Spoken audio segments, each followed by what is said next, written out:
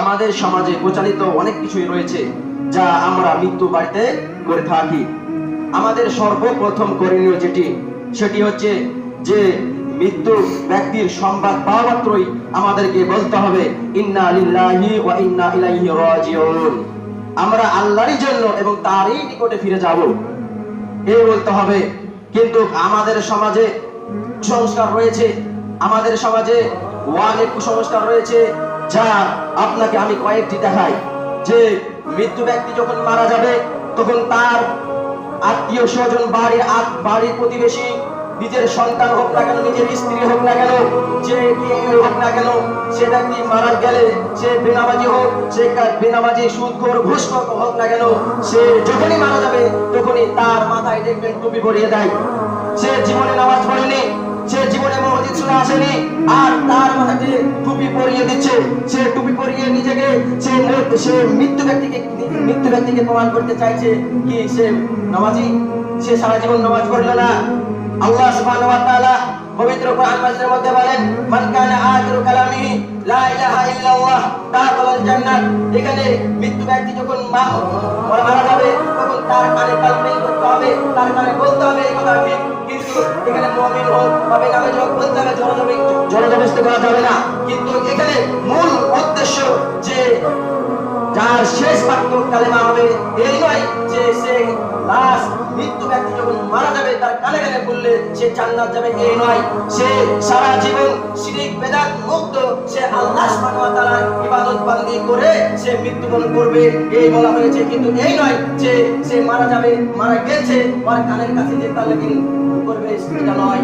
এবং আমাদের সমাজে অনেক জাহেলি যুগের কুসংস্কার রয়েছে। যদি আপনাকে ধরিয়ে দিই যে আমাদের সমাজে মানুষের কারণে মৃত্যু ব্যক্তি কবরে আযাব পেতে থাকে, মানুষের কারণে মৃত্যু ব্যক্তি তার আত্মীয় স্বজনের কারণে কবরে আযাব পেতে থাকে। যেমন দেখুন, যখন আল মাইয়িতু ইউআযিবু ফি কবরি, মানুষের কারণে কবরে মৃত্যু ব্যক্তি আযাব পেতে থাকে।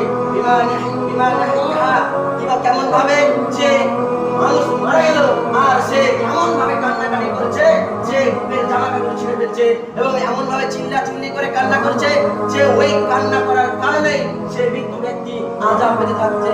আপনি এখন প্রশ্ন করতে পারেন, সে তো মারা গেছে, সে কিভাবে আযাব পেয়েছে?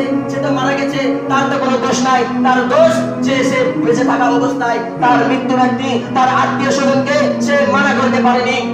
আপনাকে হিন্দু ব্যক্তির চাইতে আপনি একজন নির্দিষ্ট ব্যক্তি যদি প্রমাণ না করি, তো দেখুন হিন্দু ব্যক্তিরা কি করে, যে মানুষ মারা গেলে তারা ভাড়াটা কান্না করে, যারা কান্না করে তাদেরকে নিয়ে আসে, আর আপনি নিজেই সেই ইহুদি জাহিলিয়াত খ্রিস্টানদের মতো করে আপনি কান্না করছেন। আপনি কিভাবে নিজেকে মুসলিম দাবি করেন যে তাদের রীতিনীতিকে অনুসরণ করছেন? আরে মানুষ মারা গেছে, এই কথা ঠিক, দুঃখ হবে, কিন্তু মুখ ফাটবে তো মুখ ফুটবে না, এটা। কিন্তু নবী কারীম সাল্লাল্লাহু আলাইহি ওয়াসাল্লাম তিনার জামানায় মানুষ মারা গেলে তিনি কি করতেন? তিনি এরকম ভাবে আপনাদের এই জাহিলি যুগের মানুষের মতো চিল্লা বুক ফাটাফাটি করে কান্না করতেন না। তিনার অন্তরে কষ্ট পেত, চোখ দিয়ে আশ্রয় ঝরত। আর আমাদের যুগের মানুষ আজকে বর্তমান যে আমরা জাহিলি যুগের কুসংস্কারকে আমরা মেনে চলছি, আমাদেরকে এই থেকে আমাদেরকে বিরত থাকতে হবে। এবং আমরা অনেক কিছুই করি, মানুষ মারা গেলে মানুষের জন্য আমাদেরকে দোয়া করতে হবে, আল্লাহুম্মা আরজনি ফি মুসিবাতি, আল্লাহ সেই মুসিবতের চাইতে আল্লাহ তুমি ওকে ওয়াজনি ফি খায়রান, তাকে ওর চাইতে উত্তম প্রতিদান দাও। এরকম ভাবে আমাদেরকে দোয়া করতে হবে। আমাদের এখানে এমন কেউ নাই যে আমাদের পিতার প্রতি দরদ নাই, আমাদের মাতার প্রতি দরদ নাই, আমাদের সন্তানের প্রতি দরদ নাই। এখানে আমাদের সকলেরই দরদ আছে, কিন্তু আমাদের সেই দরদকে কাজে লাগাতে হবে। কারণ ওই দরদ দেখাতে গিয়ে আপনার পিতা কবরে আযাব পাবে এমন ভাবে কান্না করবেন, এরকম কান্না করা যাবে না।